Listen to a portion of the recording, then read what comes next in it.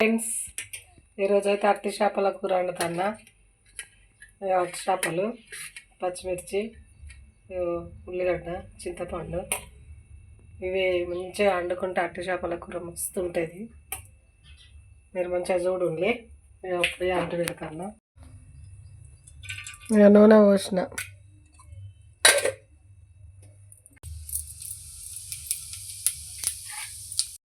జీలకర్ర వేసిన, ఇక పచ్చిమిర్చి,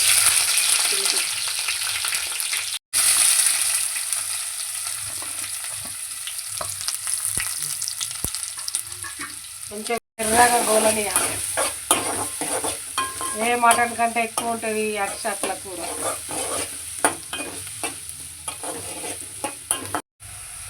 పసుపు వేస్తాను,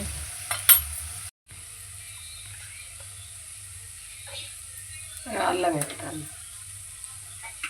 అల్లం వేసి కొంచెం అంత నూనెలో పోతే, అల్లం వేసినాక కొంచెం మంచిగా నూనెలో పోలాలి.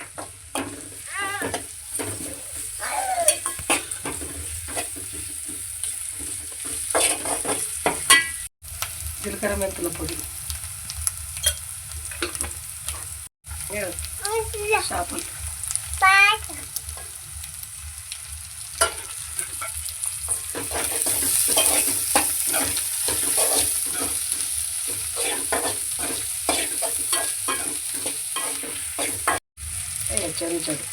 చెంచాడు పొడి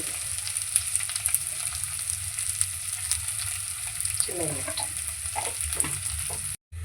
ఇక గల్లుప్పు పెడతాను. ఈ గోలటాలకు చింతపండు తీసుకుంటాం.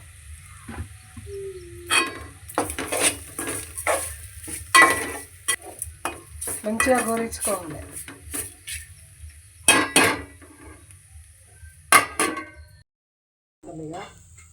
గోల్నాయి మంచిగా.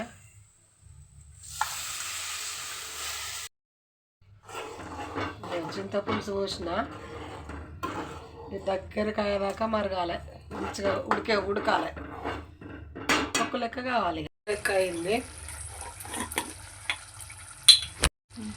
కూర ఉడికింది. ఇట్లా నూనె వేరాలి. ఇక కొంచెం అంతా ధనియాల పొడి వేస్తాను. ధనియాల పొడి వేసి ఇక బంద్ చేస్తాను. అయిపోయింది. చేపల కూర రెడీ అయింది.